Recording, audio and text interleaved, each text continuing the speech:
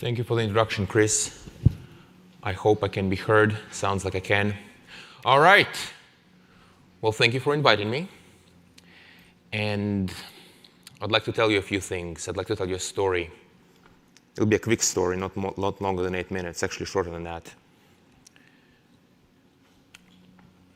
One thing that I really enjoy about all of AI is how simple it is relative to how impactful it is. Unlike something like quantum mechanics or some other complicated physics or complicated chemistry or math, AI is really simple. You just have those artificial neurons, which are inspired by biological neurons. And there is a math formula consisting of 3 equations that tells you how these neural networks should learn. It's called backpropagation. And it's the kind of thing which you can explain to a high schooler that knows math in about half an hour. But the magic is that the result has been so impactful.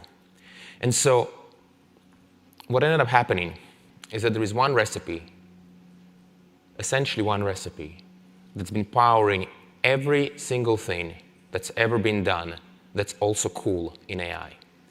The recipe is you take a big neural network, a big digital brain running on a big computer cluster that's running this learning formula, which I described to you, that I told you about but did not describe, and you just feed it a lot of data.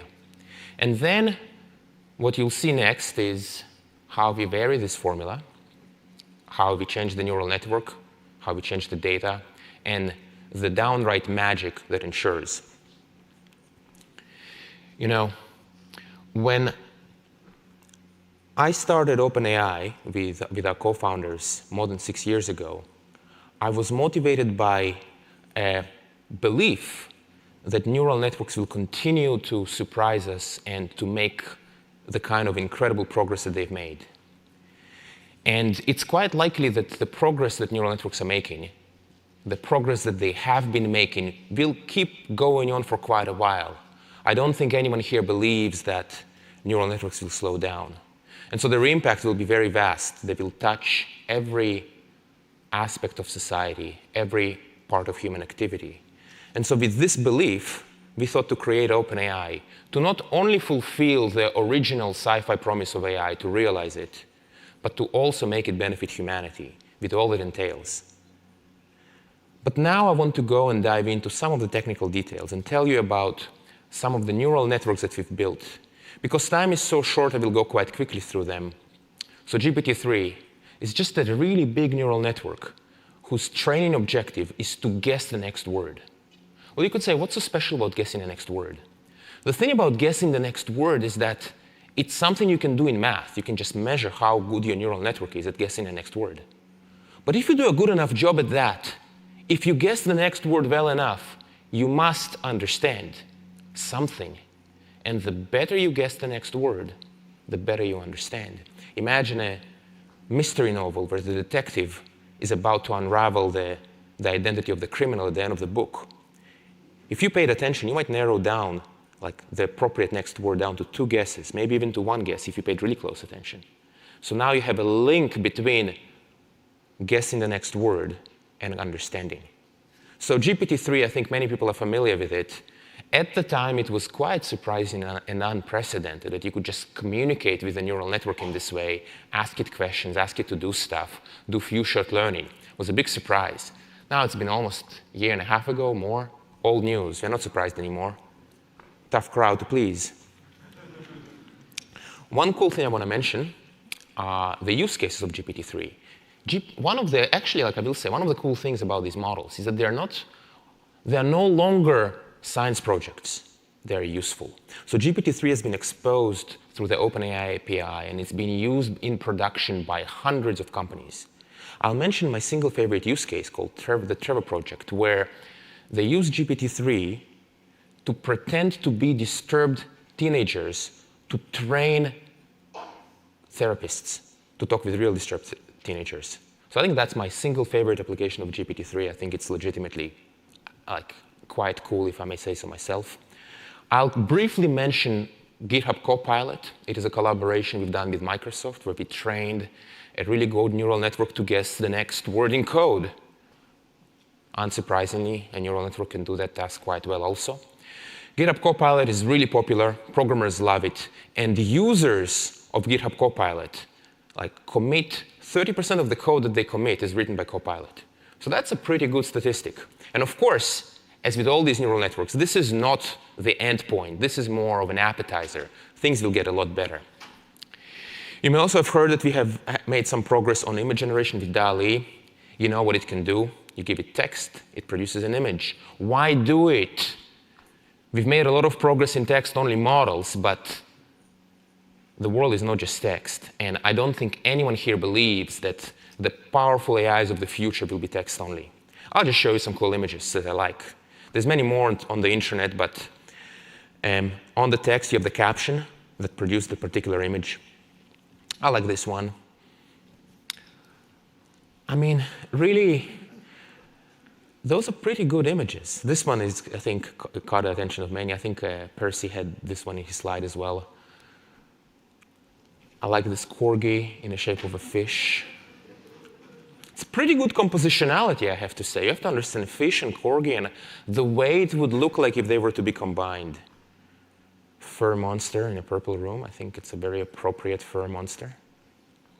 That's quite a beautiful photo of this family of mice with the zoom in, the blurry background. Very artistic. Just a beautiful painting. I think that's quite meta. So I only have 1 minute, but I want to tell you about safety and deployment. You know, as I mentioned, our goal at OpenAI to not only build general AI, not only realize the promise of sci-fi, of the AI sci-fi of old, but also make it beneficial. And what that means is that we will be what it means is that we are building increasingly more powerful AI systems. We make them safe, and we figure out how to deploy them. And I'll describe to you the high-level process that we use for deploying these systems in the remaining 30 seconds. And we've done quite a bit of work on this process with DALL-E. And in short, it consists of 3 steps, the high level. We do a lot of planning ahead of time, where we try to think about the many ways in which it could go wrong, the kind of biases that it may have, the kind of misuse potential that we really don't like. We make decisions. How do you trade off the exciting, cool applications with the negative applications? What kind of restrictions do you want to put on it? We do training, where we modify the training data and do additional training after the fact to modify the capability of the system. So for example, with DALL-E, we modified it so that it is unable to generate recognizable faces. It took us additional work to remove this capability. And then, of course, when we deploy our model, we put it on our servers behind an API. And we gradually increase the surface area of its application. And we carefully fine-tune the usage restrictions as we learn the ways in which people use those models and misuse them. This is all I have to say. Thank you so much for your attention.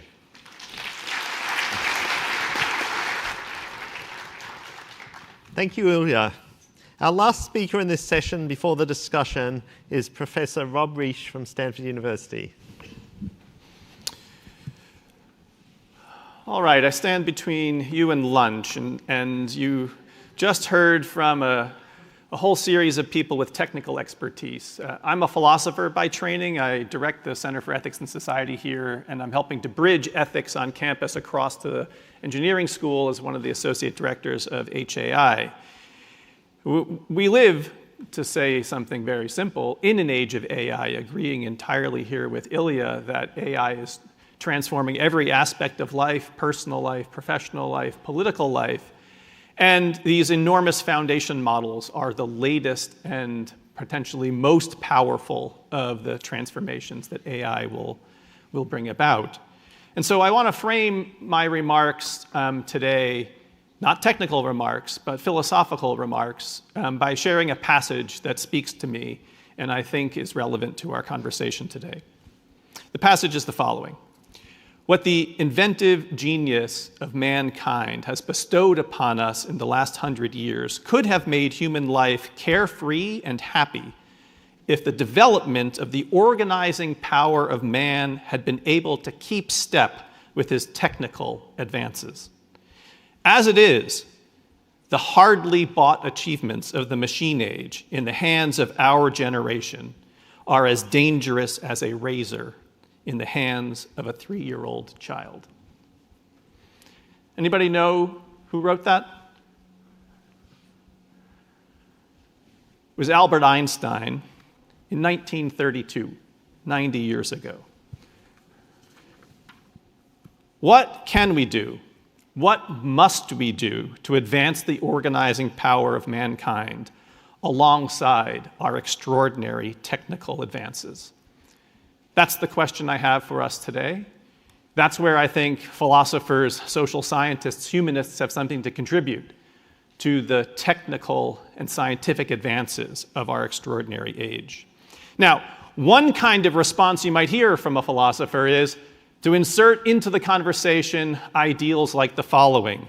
Let's think about justice. Let's think about fair AI and machine learning models. Let's think about equity, about transparency, accountability, and power. Familiar terms, familiar concepts, familiar ideals from our ethical and political lives. And those are important contributions. I have to say, I don't think in my experience working with alongside technologists that they hardly find them interesting or original, as if technologists were uninterested in justice or fairness or equity or transparency or accountability. They are. And there's enormous and productive amount of work taking place at the intersection of social science, the humanities, and technologists in order to make advances in those particular areas. You heard some of it just earlier in some of the presentations. So I want to take a different tack. I don't want to talk about fair machine learning at the moment. I want to frame for you a different way of thinking about these questions. And that's to identify what I'll describe as 3 different levels, 3 different kinds of points of intervention to think about the ethical and political dimensions of our machine age, of this AI age, of the foundation model age that's just dawning. The first level is what you could describe as personal ethics. Do you have a relevant moral compass that guides what you do as a human being? That's a familiar thing for people on college campuses. It's a familiar thing to talk about in the wider world. We should all have some moral compass that orients how it is we act. And I want to share with you what I find this the least interesting way to think about ethics. Because number one, human beings are not perfect. They routinely fail their own moral compass. Does anyone think that if Elizabeth Holmes had only gotten the ethical reasoning course at Stanford before she dropped out, that it wouldn't have gone the direction it did? Or that other people across any domain of life, Lance Armstrong, Richard Nixon, had only taken enough ethics courses to have gotten their moral compass in order, that all would have been well? No. Moral compass is fine, personal ethics is fine, but we need to organize our lives to assume human frailty and human moral failure, because that's the human condition. So the second level of ethics, the second point of intervention, is what I'll call professional ethics. How is it that people in a profession organize themselves around a common set of norms or an ethic of responsibility to steward their own work, to regulate, as it were, in a soft way, not through law and policy, how it is that the professional domain advances? I want to focus my remarks largely on that area with the last minute or two I have left, but I'll just identify the third area of intervention for ethics, which is social or political ethics. How do we think about formal policy, law, and regulation? Now, the premise of the work that I've done here on campus with HAI and with colleagues in the computer science department and in public policy is that on the advance of science and technology, there will always be an outpacing of the capacity of formal law and policy to be on the frontier in a wise way. So in this race between what you could call disruption and democracy, the technologists and the scientists are always pushing ahead more quickly than how regulators can knowledgeably act. So I draw from that general observation, a reflection that many people in the room might share, that there's a kind of suspicion of DC policymakers getting in the game now to think about what OpenAI is doing and putting in place a set of regulatory guardrails. Instead, we need to think about professional ethics, professional norms that organize the work that we do as AI scientists, because we shouldn't count on the ability of regulators to keep up with the frontier. And so, thinking then about professional ethics and professional norms, I'll just offer up an invitation for you to imagine a comparison between the professional norms that guide the field of biomedical research as compared to AI science. In biomedical research, we have things as old as the Hippocratic Oath. We have professional licensure requirements. We have the institutional review board that guides any type of work with human subjects that happens in universities or in pharmaceutical companies. We have a federal administration, the Food and Drug Administration, that's required to give permission to anything that's released on the market. We have an entire scholarly field called biomedical ethics that has grown up over the past 60 to 70 years. We have hospitals and companies that have ethics committees as a routine part of their organizational practice. Now, AI is, by contrast, a developmentally immature domain of scientific inquiry. AI has only been around, computer science has only been around as a field, formally speaking, since the 1950s and 60s. And given recent developments in AI that have taken place just in the past 15 years, this neural net age, it's much younger still. So to put it in a provocative way, what I would invite you to think about is the idea that AI scientists lack a dense institutional footprint of professional norms and ethics. They are, to put it even more provocatively, like late-stage teenagers who have just come into a recognition of their powers in the world, but whose frontal lobes are not yet sufficiently developed to give them social responsibility. They need a rapid acceleration. We need a rapid acceleration of the professional norms and ethics to steward our collective work as AI scientists. Think, for example, of Jennifer Doudna, the other twin revolution that's shaping the 21st century in gene editing and CRISPR.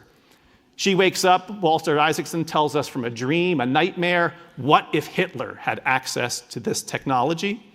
And she organizes her professional peers within the professional bodies of biomedical research to impose a voluntary moratorium on the use of CRISPR on humans or human embryos. No one will be allowed to publish if they cross that moratorium. They won't be invited to professional conferences. There's a strong professional norm in that domain. AI scientists, to the best of my knowledge, have very few institutional touch points that parallel biomedical research, and I pin that on the idea that it's a younger field. So as we hear from Ilya and others who are at the forefront of pushing the technical frontier forward, my question for us, who is organizing the organizational and institutional and professional ethics to accelerate at a pace that matches our technical advances? I'll conclude with just 4 simple questions specifically about foundation models. Number 1, we know that there are huge risks. We've heard about misinformation, disinformation on steroids, about job displacement. Sam Altman tweeted out last week after some of these announcements that we thought for a long time that AI was coming for the jobs of low-skilled workers, but it looks like actually it might come for high-skilled workers first. Coders, illustrators, writers are the ones that will be displaced, not truck drivers, or at least in that order. And then there's a huge concentration of power. This is the paper that Percy referred to, the opportunities and risks of foundation models. So, question 1, what are leading AI scientists doing to accelerate the development of professional norms? What counts as responsible development? To put a question on the table for OpenAI, I hope Ilya can speak to, I know that he can, he has in the past, about the shift from GPT-2, in which there was a restricted release, a kind of policy override of what otherwise might have happened within AI science, to a different orientation now with GPT-3 and beyond. Number 2, as someone who writes about democratic theory, you might be surprised to think that I am suspicious of the idea of democratizing AI. We don't want to democratize access to some of the most powerful technologies to put them in the hands of anyone who might use them for an adversarial purpose. It's a lucky thing that access to plutonium and uranium is not democratized, and it's easy to organize limiting access to it. But with AI models that are in the world open for anyone, we're inviting adversarial use. How can we move away from democratizing AI in that respect, but opening up access to independent researchers? Third and last question, we need to think about the political economy that exists. No university is capable of putting together the compute and the data sets to make these models on the frontier. It's for-profit or capped for-profit companies that can. We need to think about issues of brain drain, about commercial incentives that drive the scientific frontier rather than scientific inquiry and non-commercial incentives. All right, questions, provocations, not answers. Thanks for listening.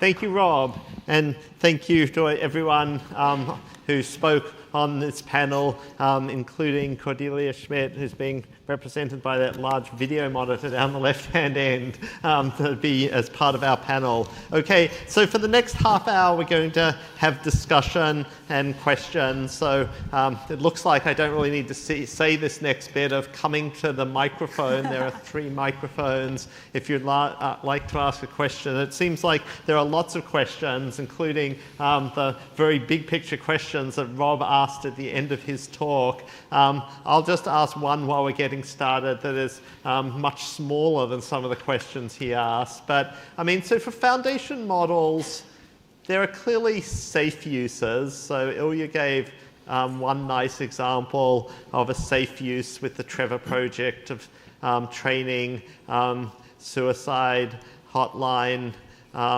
people. And that's very safe because it's just used for training. I mean, using codecs for coding sounds fairly safe too, though you could imagine that there are things that go wrong there. But it seems like there are also a lot of uses that aren't safe. Do any of you have any thoughts as to how one can define the boundary between safe and unsafe uses of foundation models? Maybe we can start. I would actually say, I mean, codecs has potential problems. I mean, imagine a code that you're generating that, I mean, people already don't necessarily understand the code that they're generating, and if AI is generating the code and it seems to work, you could have kind of insidious security vulnerabilities that potentially slip in. I mean, I think this is generally a good question about dual-use technology. There are some places where if you're trying to do drug discovery using a large foundation model, that's perfectly fine. But if obviously on the other end, if you're spamming or engaging in fraud or disinformation, that should be outlawed. I mean, this is where I think it's at the less at the technical level, because the technology is by design just capable of things, but at the kind of process of terms of use or kind of having a more of a system in place for tracking kind of what these models are released for and what can people use them for, and having mechanisms for if something is misused, having ways of reporting. And I think we lack that infrastructure right now because the emphasis is more on kind of training these models, but the models need to kind of exist in a larger ecosystem. Yeah. Anyone else have a thought? Yes, Sarah. Well, I think earlier in the panel, somebody talked about PII as a result of just querying the systems, right? Presumably, do we consider that unsafe use? And if we do, then the boundary for safety is very different. I'll just add that there's call it a small scholarly field of research done under the heading of AI safety that applies in particular to questions about the aspiration to reach AGI. So that's one place to look for an answer to these questions. But from my point of view, thinking about this as a political philosopher, not just strictly as a moral matter, any large picture questions about what we define as safe or unsafe uses seems to me necessarily to extend beyond the purview of any technical expert or even company. Having an AI safety team at a company is all well and good, but ultimately questions about safety are social questions that deserve input from multiple stakeholders. Okay. Well, maybe I'd better about start turning to questions from the audience. Maybe I'll start with the very back mic person. And it'd be great if you could just sort of introduce yourself very quickly before your question. Yes, I am Ethan Hamilton. I got a PhD in electrical engineering from Stanford, and I work as a software engineer in a local startup. So I have two questions, one very short for anyone, probably Ilya. How much does it cost? Everything, training, salaries of the researchers, you name it, to produce one of these foundational models, to know how high the barrier is. So that would be the first question. The second is for Rob. I want to challenge, so I agree with that there is a problem, no question, but I want to challenge the FDA as the perfect model. ProPublica has made a great reporting about each of the large big pharma companies has been fined for malicious marketing of drugs. It's a legalized drug cartel. Do we want to create another one of those? Okay. So Ilya and then Rob. Thank you. Yeah. So I can't comment on the precise cost of these models, but it is indeed the case that they are not cheap to make. And it's not just the compute. You also need to have a really strong team working together for quite a while. So yeah, I mean, my expectation is that for if, let's say, universities want to participate in the creation of these models, they need to do what Stanford has done, which is to basically band together and organize a lot of resources. And in particular, I think that one place where universities need to build some muscle is on the engineering side. Because you can get money, you can get compute. But then the natural way in which universities do research is different from the kind of organized effort that's needed to really push such a system. So I think that this would be another organizational hurdle that universities would need to overcome to participate. But it's in the range of, say, tens of millions of dollars, hundreds of millions of dollars. It makes a difference, the range. I understand, but unfortunately I can't comment right now. Yeah, I think there are some papers you can read on that, but let's turn to Rob. I don't mean to point to the FDA or the idea that we should create an independent federal agency, the Digital Technology Agency or something. I meant that as an analog. Here's what biomedical research has built out over the course of decades, and here's what is absent from AI science.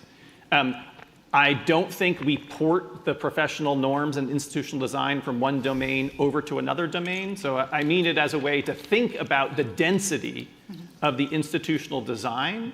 And of course, we need to come up with purpose-built answers for the age of AI. Okay. I have a question for Ilya, but for anyone in the panel.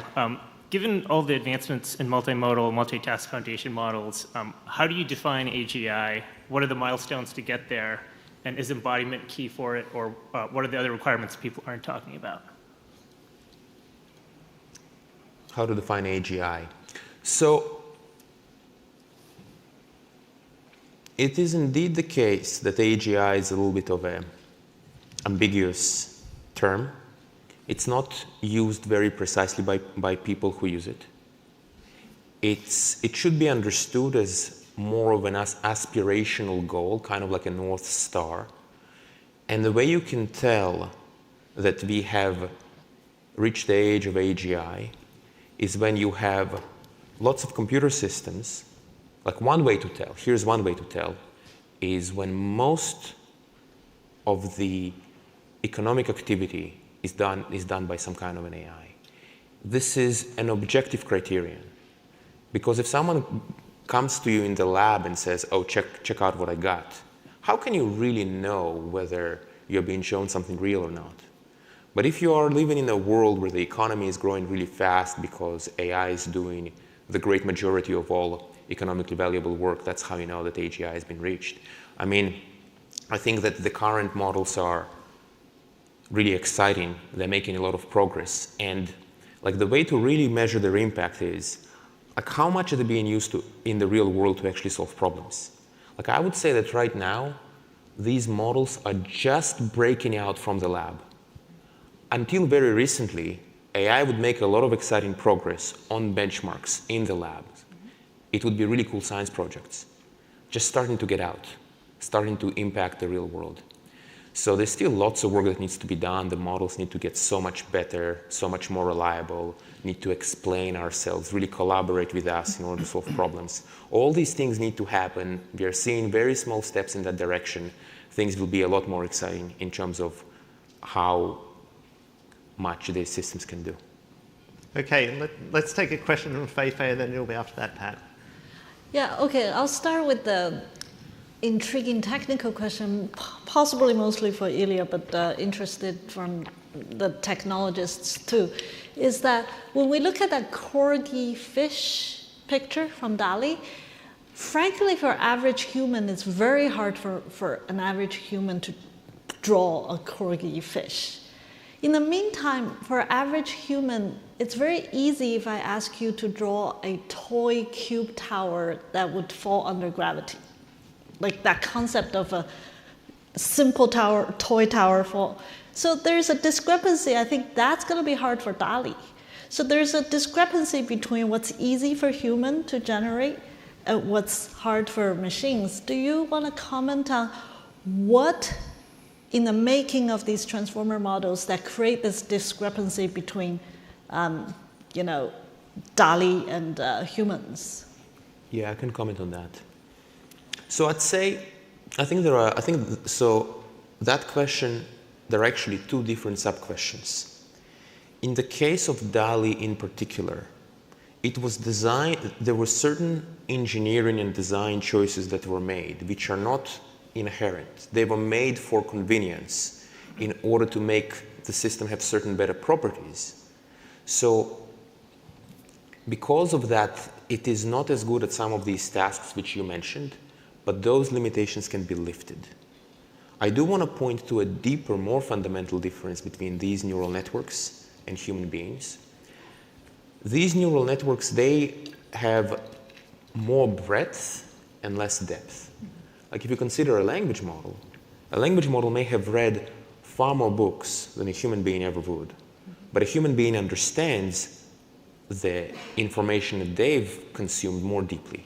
So I think that this is the more fundamental discrepancy between human beings and AI. So it is indeed the case that there are many more scientific breakthroughs that can be made to improve those systems. Despite this discrepancy, there are still clear avenues for improving those systems, and so they will still get a lot better. And perhaps over time, those discrepancies will diminish as well.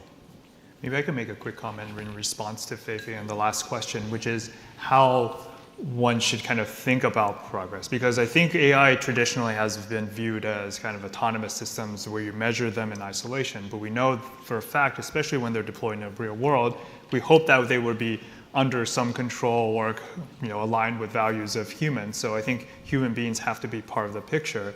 And then you go back to kind of thinking about economic impact. It's not clear how that aligns exactly with this kind of age-old dream of building human-level intelligence. In some ways, that may be not even relevant, because what we really want is tools that help us build a better society.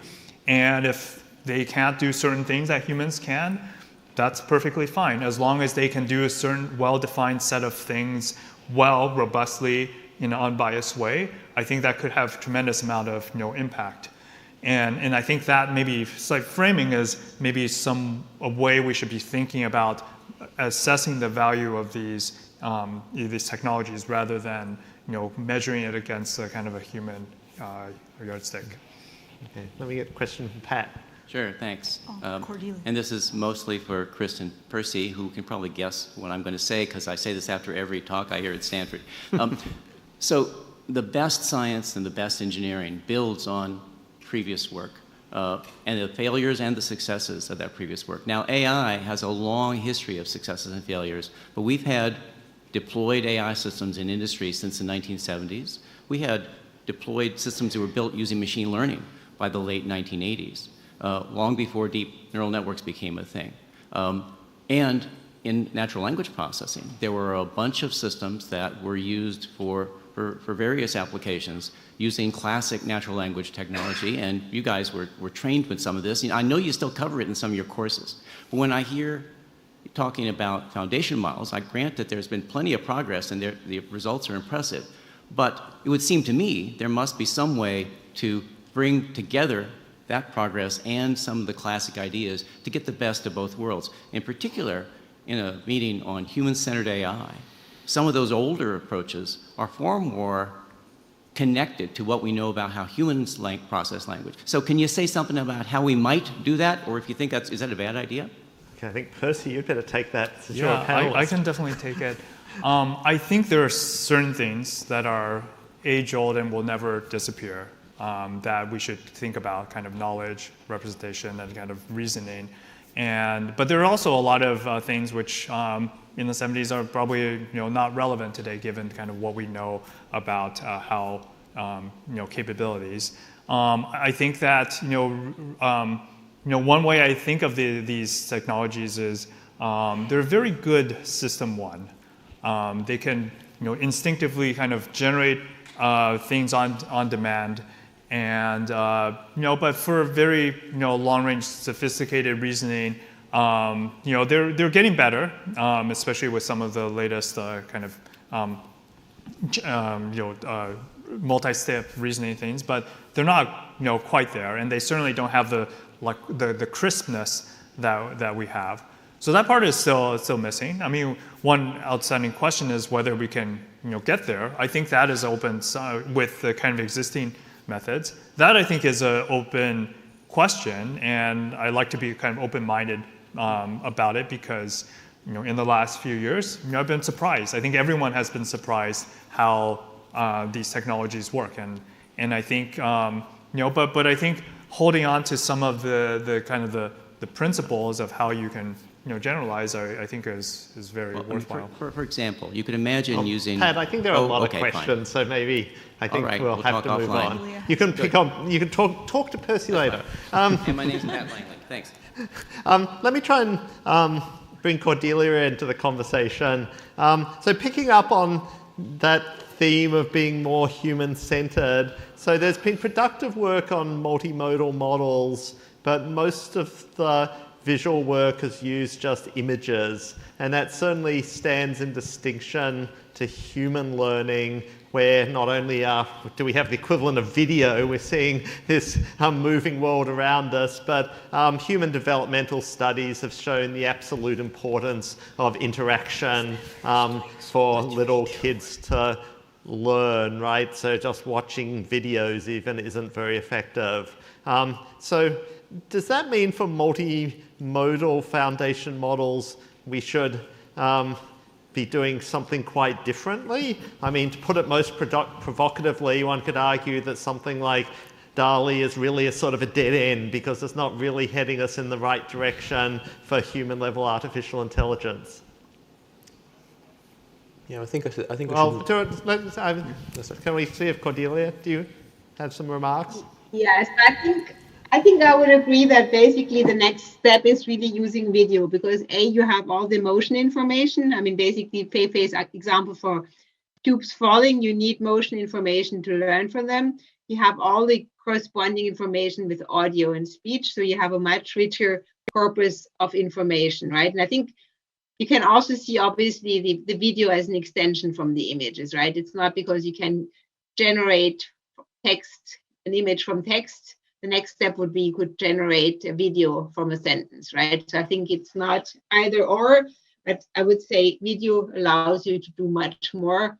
And then I guess video has the multimodal information. And one thing of these foundation models or these transformer models that they can really capture this multimodal information very well, right? It's much easier to design multimodal representations with these models because they can learn automatically what corresponds between the different modalities. And then obviously, if you want to go towards more general intelligence, you need to also interact with the world. But that's something I think we don't I mean, we just start to see how these models can actually integrate interaction with the environment. And so I think that would be the next step. Okay. Do you have a comment, Ilya? Yeah, just a brief comment is that one way we can think about the progression of these models is that of gradual progress.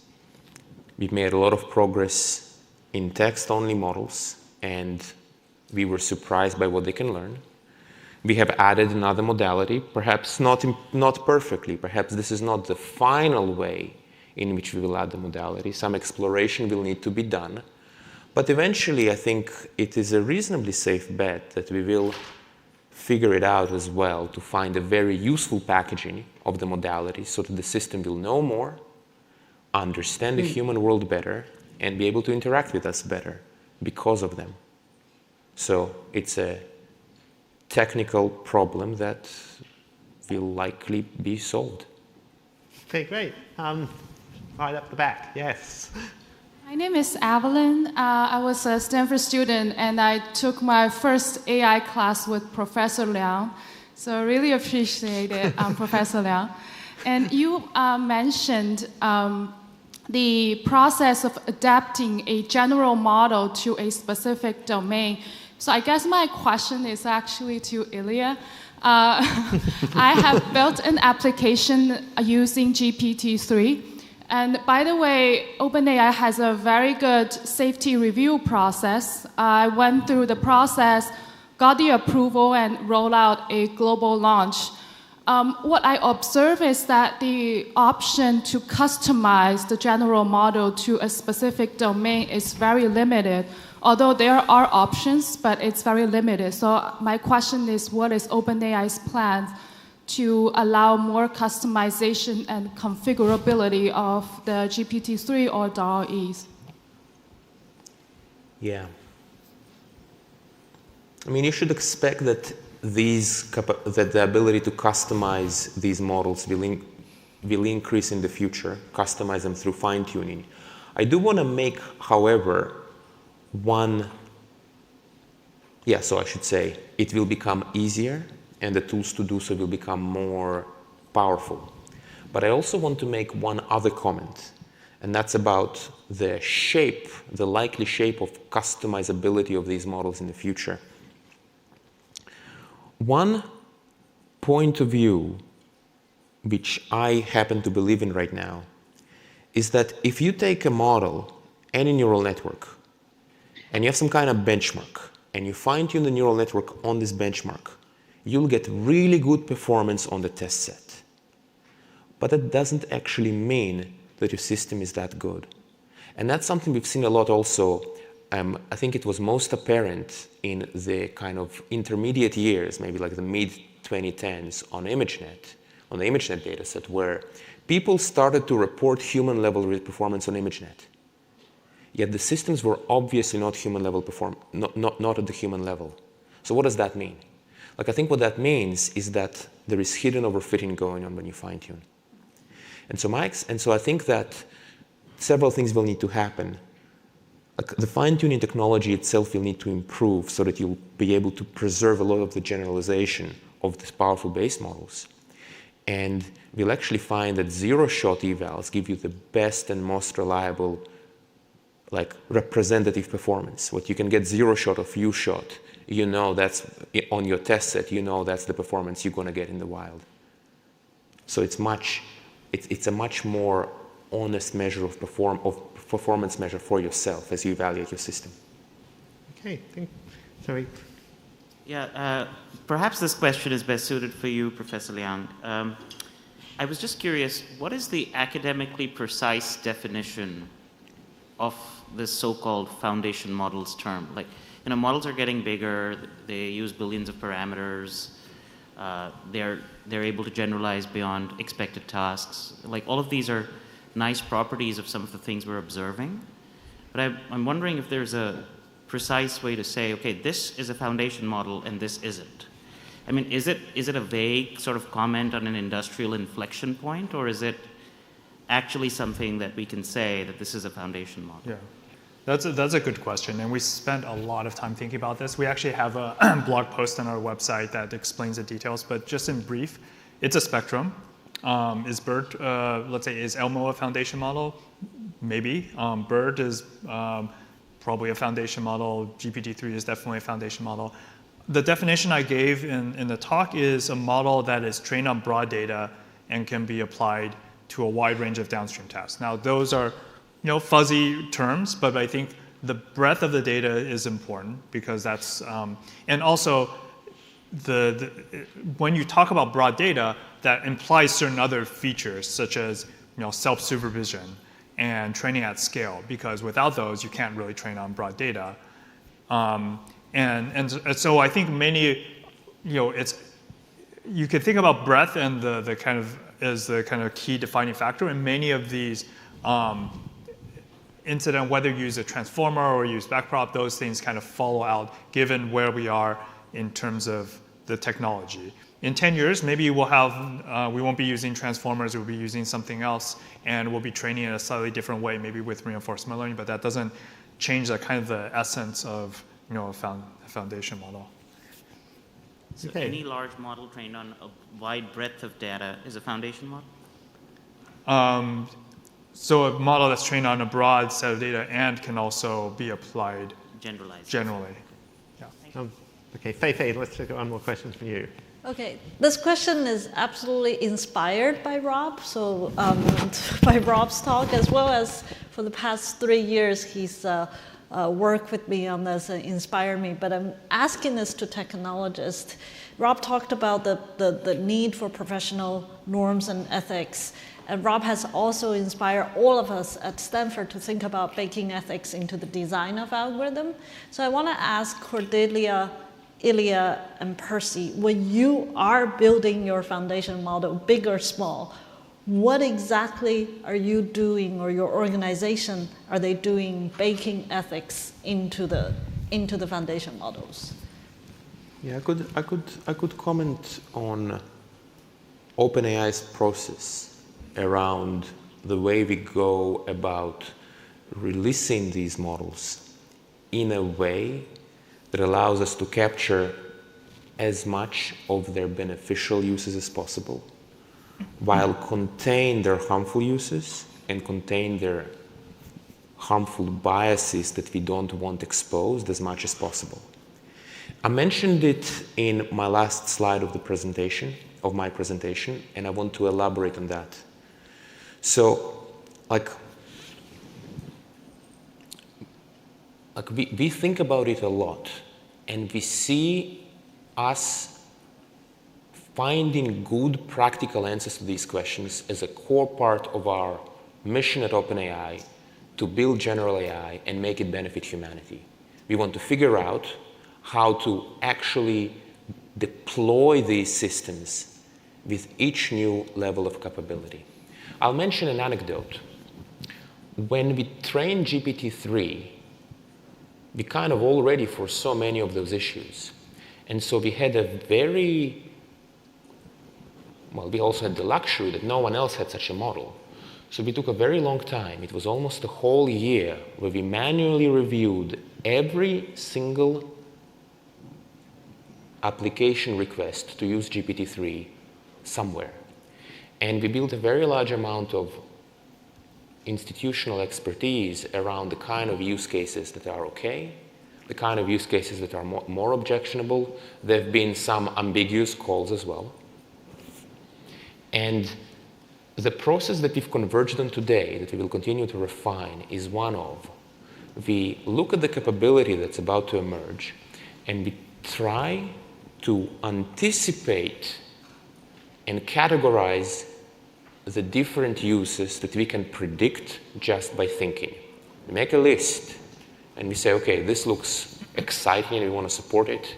This looks like we really don't want to support it. We then make a decision on the basis of those predictions around what will be the next step. So for example, we might modify the training set using filtering, or we might do additional training on top of a finished model. So for example, we've had work recently that we've announced where we used reinforcement learning from human feedback to teach a GPT model to follow the intentions and the instructions of its users much more closely, to be more aligned. We've done this work. And then on the third step, the models are on our servers, and we have very precise controls on the kind of queries we want to serve and the kind of specific applications and uses that we want to support or not. So there is a usage policy as well.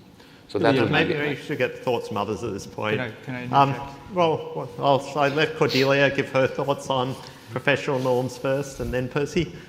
Yeah, I would say it actually joins the question about what data we use to train these models, right? Because if we don't know what data goes in, we have no guarantee what comes out, right? And this, I think, is a central point that we have to understand much better which data goes in. And for language, I think we know which corpuses the data comes from. This gives us some guarantee that for example, we train it on books, that there's not misinformation per se in there. But if you have any random content, you really need to curate the data. And I think this is like one of the things which are really key, to know which data goes in. So this is the first thing. And the second thing is to make these models more interpretable. To have an idea why this answer was given, where it comes from, to backtrack and then maybe remove the data. Maybe just one follow-up to Ilya's one. I think it's great that OpenAI is taking these measures to ensure the safety. I think it's not enough in the sense that there's a kind of a certain sense in which these models surface area is so broad. I don't think any individual team, let it be OpenAI or Stanford or anyone, has the ability or even the authority to really determine what decisions to make. And I think there's some tough trade-offs. For example, how you filter. If you filter toxic information, you could marginalize certain groups. And I think there's constant tension here that I think demand kind of a much more public and visible kind of discourse. And also I talking to many kind of large foundation model developers, people have very different opinions and norms about release, what's safe and what's not. And I think we should be acting more coordination as a community to figure out get on the same page with respect to what are the kind of the issues, what trade-offs, and it's fine to disagree because everyone has slightly different values, but also kind of use cases, but there's a certain kind of consensus building that I think we're lacking a need here. Rob, do you have a quick thought? I mean, for anyone here, but just a response to Ilya's remarks, underscore that I agree with Percy that if we're talking about a foundation model that has these general adaptations, whatever the size of the team is at OpenAI, and however hot-housed and long the process was in trying to imagine use cases that you wanted to try to intercede or limit, well, if millions or potentially billions of people had access, presumptively, they would come up with use cases that you couldn't imagine. So that makes me wonder, since no team, agreeing again with Percy, possibly could imagine all possible use cases, how about talking openly and publicly, looking for feedback on whatever the framework was that you used internally for identifying beneficial and malicious, or however you describe them, use cases. What was the framework OpenAI used in this year-long process, however long it was, in order to sort out what counted as worthy and unworthy use cases? So I want to make a comment on on the first part of the question. Another important part of the way in which those models are released is that they're released gradually. So rather than say, hey, we've got a new model, billion users, please start using it, we're going to say, well, let's start with 100 users first and see what they do. Sure. And learn from that.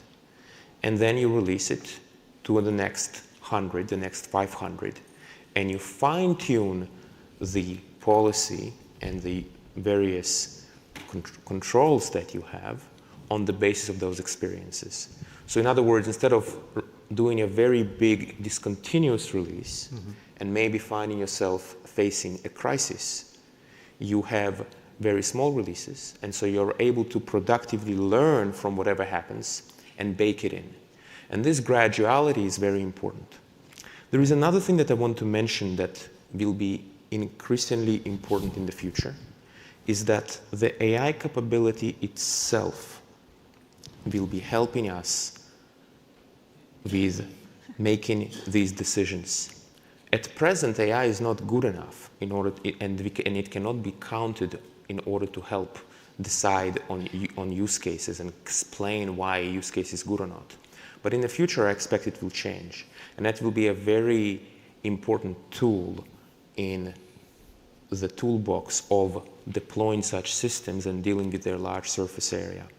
I would say, and to your question of the specific framework that we used, so this stuff was very new when we were doing it, and so we've taken a pretty restrictive and a conservative approach. We have decided that we want to err on the side of caution. That would be my general description of the framework that we've used. And we figured we'd rather start restrictive and gradually expand it, as opposed to start overly permissive and then contract it. So that might be the one-sentence summary of the framework. Okay, I think I'd better cut things off there. This is a great discussion. I'm sure we could spend another hour just talking about the answer to Feifei's question alone. And I realize there were other people that were hoping to ask questions. I'm sorry, but we're already eating into lunch hour, which seems a bad thing. So hopefully you can answer your questions either by cornering the speakers during lunchtime or with other fellow lunch eaters, or else you could send them along to HAI. But anyway, thanks to our panelists one more time for the engaging discussion.